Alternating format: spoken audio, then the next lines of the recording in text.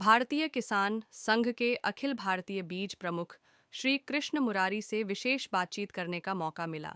भारतीय किसान संघ आरएसएस का एक ऐसी शाखा है जो देश भर में किसानों के लिए देसी बीज, देसी खाद, देसी कीटनाशक दवाई, पर्यावरण के लिए किसानों व आम भारतीय नागरिकों को जागरूक करने का काम कर रहे हैं।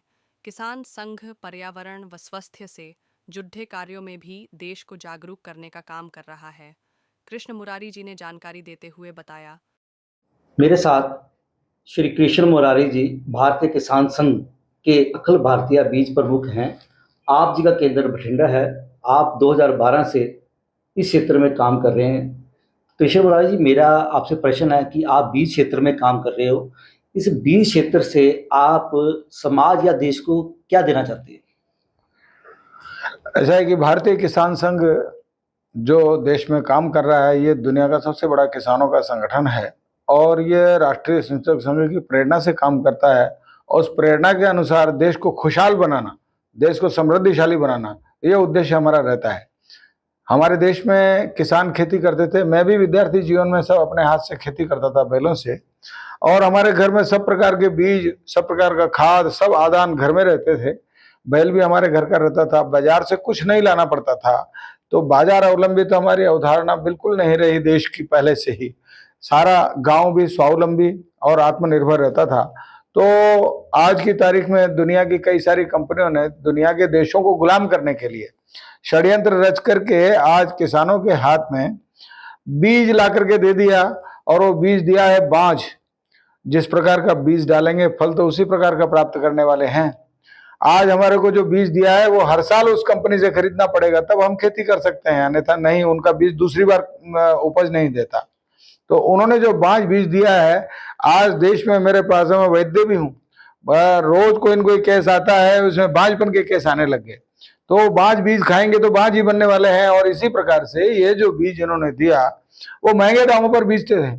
हमारे यहाँ तो व्यापार था ही नहीं बीज का, घरों में से आपस में लेन देन करके ले लेते थे, और जो बीज ले लिया तो सवाया उसको अनाज वापस लौटा देते थे। तो किसान, ये सारा गांव जो था वो एकदम आत्मनिर्भर रहता था, कहीं से कुछ लाना नहीं पड़ता था।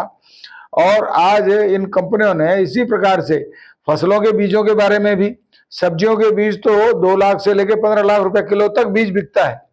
इतना महंगा बीज किसान खरीद करके लाता है। सभी फसलों के बीज महंगे कर दिए। पशुओं के बीज, हमारी जो देशी गाय आज भी दुनिया में जिसका डंका बजता है कि अधिकतम दूध दे करके, और उसका A1 के A2 कैसिनो प्रोटीन वाला जो दूध है वो कैंसर को दूर करता है, स्वास्थ्य के लिए लाभकारी है। उसका दूध, दही, घी, छाछ, मक्खन सब औषधीय गुण वाले हैं। गोबर, गोमूत्र औषधि में काम आते हैं। और जो हमें जो दूध देने वाला जानवर के नाम पर जो जर्सी और होलिस्टीन दिया, उसका दूध वो कैंसर का कारण है। उसके गोबर में वो गुणवत्ता नहीं। आज हमारे देश की धरती जिसका कार्बन वैल्यू घट करके 0.01% तक चला गया, उसमें उपज क्या होने वाली है? और उसका कारण है गाय का गोबर खेत में गया नहीं। गाय के गोबर से हम जमीन को सुधार सकते हैं, जमीन की हेल्थ ठीक कर सकते हैं, और उस अनाज के द्वारा आदमी की सेहत को ठीक कर सकते हैं। इसलिए देश का बचाव है तो गो आधारित खेती के द्वारा ही होने वाला है। और उसमें से हम अपने बीजों का निर्माण करें, अपने देश के परंपरागत बीजों को अधिक गुणवत्ता वाला बनाए, अधिक उपज देने वाला बनाए। और अब जैसे गाय है, गाय के क्षेत्र में हमने काम शुरू किया है कि सामान्य जो गाय हमारे यहाँ 5-7 लीटर दूध देती थी, उसको जब हमने अच्छी गिर गाय के नंदी से, सीमन से क्रॉस किया, आज उस फार्म में मैं देखता हूँ कि सामान्य गाय 15 लीटर से ऊपर जा रही है, 18 लीटर पर चली गई। अगली जनरेशन आएगी उसकी तो 21 लीटर पर जाने वाली है। तो अच्छी दुधारू गाय का निर्माण करना नस्ल सुधार के द्वारा, और उसका रख रखाव और उसके भोजन का सिस्टम ठीक करके, और हम गायों का भी विकास कर सकते हैं। जैसे फसलों के बीज की बात करता हूँ मैं आपसे। जैसे फसलों का बीज है, हमारा जो मेन फसल जो घर घर में आटा यूज होता है, गेहूं का उसमें होता है, मक्का है, हाँ, दालें हैं, तो इसके बीजों के अंदर भी आपका किसान संघ तुरंत काम कर रहा है। हमारा कोटा के अंदर एक रिसर्च सेंटर है, गोयल ग्रामीण विकास संस्थान के नाम पर, आप यूट्यूब पर देख सकते हैं। वहां पर हम गो आधारित खेती से हमने वो सभी प्रकार की फसलें, यानी वहाँ फूलों की खेती है, फलों की खेती है, सब्जी खेती है, लगभग 35 प्रकार की सब्जियां वहां पर पैदा होती हैं और वहां पर 125 प्रकार के औषधीय पौधे हैं, 115 प्रकार के बड़े वृक्ष हैं और चारा है भिन्न भिन्न प्रकार का। वहां पर मधुमक्खी भी है, वहां पर मशरूम भी है। हर प्रकार की खेती हम गो आधारित करके हमने ये सिद्ध कर दिया है, आईसीआर को दे दिया है कि पहली बार में हम यूरिया को हटा करके गो आधारित खेती करके पूरा उत्पादन लेकर के हम बता सकते हैं हमारी पद्धति से कोई करें। तो ये हमने आईसीआर को देने के बाद अब हमारा उस संस्थान का और भारत सरकार से यानी कि मोदी नगर में अब एमओयू हो गया है। सारे देश के अंदर अब हमारी उस पद्धति को अडॉप्ट करते हुए सब केवीके में वो सिखाया जाएगा और अगले सितंबर में सारे देश के जैविक खेती करने वाले वैज्ञानिक हमारे उस फार्म पर 2 दिन तक रहेंगे और उसका अभ्यास करेंगे। तो हम सब प्रकार का बीज बैंक हमने बनाया है, वहां पर हर प्रकार का बीज हम उपलब्ध करवाएंगे उसको लेकर के और किसान उसको उत्पादन बढ़ाए। कृष्ण जी, कहने का मेरे को जो आपसी बातचीत से पता लग रहा है कि भी आप सिर्फ फसलों के बीज या खेती के बीज नहीं, आप दुधारू पशु के ऊपर भी और जो हमारा जीव वर्ग है उसके ऊपर भी आपका इसमें काफी योगदान है कि इस जीव वर्ग को, दुधारू पशु को हम कैसे सुधार सकते हैं। हम पशुपालन पर, संपूर्ण पशुपालन पर, इस पर भी हमारा रिसर्च वर्क चलता है सभी प्रकार का। यानी जो मांसाहार करने वाले हैं देश के अंदर बहुत बड़ी मात्रा में, वो जो मांसाहार करते हैं, वो पशु जिस पशु का मांसाहार करते हैं उसको जो एलोपैथी में एंटीबायोटिक और दूसरे इंजेक्शन लगा करके उसका ट्रीट करते हैं तो उसकी गुणवत्ता उस मांस में रहती है और उसको खाने के कारण उस इंसान में भी उसका नुकसान होता है। हम उससे भी उसको बचाना चाहते हैं। मांसाहार करने वालों को भी जो पशुपालन करके मांस जाए तो वो भी हम जैविक पद्धति से करना चाहते हैं, उसमें भी कोई भी एलोपैथी दवा का प्रयोग ना हो, एंटीबायोटिक का प्रयोग ना हो, इस प्रकार का हमारा प्रयोग उस पर चल रहा है। तो पशुपालन संपूर्ण, यहाँ तक कि हम तो इंसान पर भी अभी काम शुरू किया है। जोधपुर में अभी काम 4 साल से शुरू हो गया कि जो हमारे देश की धरती पर अभिमन्यु जैसे बालक जन्म लेते थे, जो गर्भ में ही ज्ञान प्राप्त कर लेते थे, वो आज क्यों नहीं हो रहे।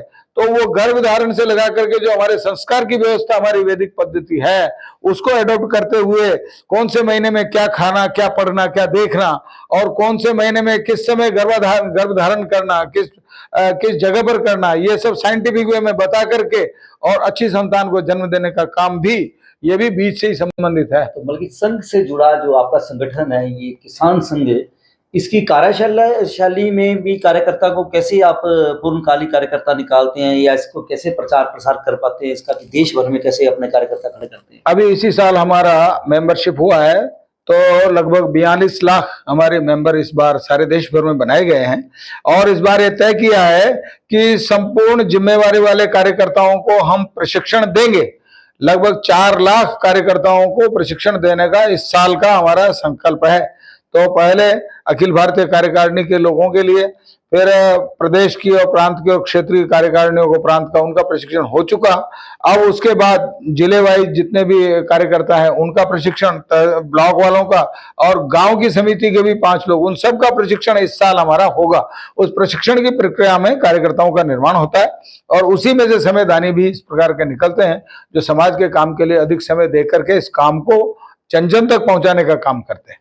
तो सरकार के द्वारा, जैसे भारत सरकार का एक मिशन है कि भी हमारे देश का दुधारू पशु और जो ये यूरिया खाद है इसकी कम वरतों हो, इसके बारे में देसी खाद का ज़्यादा प्रयोग हो, तो इसके बारे में सरकार से तालमेल करके ये यूरिया जो खेतों में डालता किसान, उसकी जागरूकता के लिए भी कोई काम कर रहे हैं आप। हमने कोटा के फार्म पर 1.25 साल तक रिसर्च का काम किया कि खाद कैसे अच्छा बनाया जा सकता है। उस पर हमारा लगभग 1.25 करोड़ रुपया खर्चा भी आया होगा और उसका रिसर्च करके वैज्ञानिक पद्धति से हमारी लेबोरेटरीज हैं बहुत अच्छी, जिसमें हमने, अब क्या है कि केंद्र सरकार ने जैविक खेती के नाम से शुरू किया। पहले केंचुआ खाद बनाओ, बहुत अच्छा है, केंचुआ खाद अच्छा है, उसमें माइक्रो न्यूट्रिएंट्स हैं लेकिन उसमें सूक्ष्म जीवाणु नहीं है और वो चला तो किसानों को सब्सिडी दी, उन्होंने शेड भी लगाए, लेकिन वो 1-2 साल किया और उसके बाद जो व्यवसाय करने वाले थे उन्होंने उसको पकड़ लिया। किसान उसको कोई नहीं बना रहा, किसान कोई केंचुआ खाद नहीं बनाता। उसके बाद पालेकर की पद्धति में से वो जीवामृत बनाओ, घन जीवामृत बनाओ, वो 1-2 बार बनाते हैं, उसके बाद उपज उनकी कम आती है, पूरी उपज आती नहीं। वो 20 एकड़ में एक गाय से कैसे खाद पूरा करें, उपज नहीं आती पूरी। मेरे को देश भर में घूमते हुए पता लगा वो किसानों ने वो भी फिर 1 साल 2 साल करके उपज नहीं आई, छोड़ दिया। हमारी पद्धति इस प्रकार की है जिसमें न्यूनतम खर्च और न्यूनतम समय लगता है। यानी 1 टन खाद बनाने के लिए जो उसका ढेर पड़ा हुआ है उसको गीला करके उसका 1.5 फुट ऊंचा बेड बनाना है।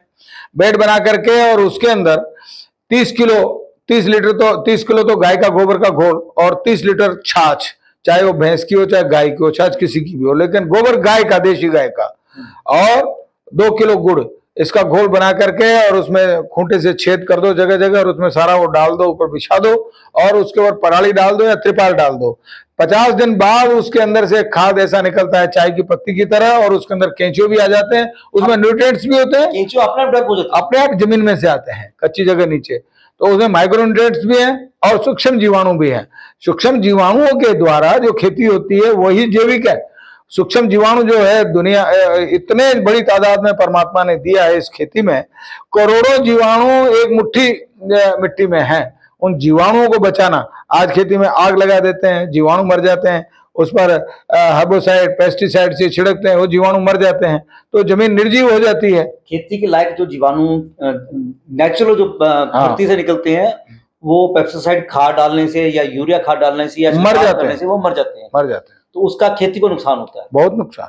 तो एक जो जानकारी होती है, आज जो किसान है हमारा आगे साल में 2 या 3 फसलें तैयार करता था, अब देखने में आता है कि वे एक फसल को वो 3 महीने में तैयार करके मार्केट में निकाल देता है। हम भी कर सकते हैं, वो उसमें कोई कठिनाई नहीं है। देसी खाद से देशी खाद से हम वो सब उनके उत्पादन से ज्यादा होगा, 2 साल बाद हमारा उत्पादन बढ़ जाता है, वो उत्पादन घटता है, हमारा उत्पादन आगे बढ़ता है। हमारे यहाँ ऐसे किसानों के उदाहरण हैं जिनका पहले जितना उत्पादन आ रहा था यूरिया डीएपी का, अभी उससे ज्यादा उत्पादन लेना शुरू कर दिया है। तो प्रैक्टिकली जब इस फील्ड में आप काम करें किसानों को जागृत करने के लिए, तो आपकी जो वर्कशॉप है या आपके कार्यकर्ता किसानों तक पहुंचते हैं, तो क्या गांव-गांव तक पहुंचने में सुविधा है उनको?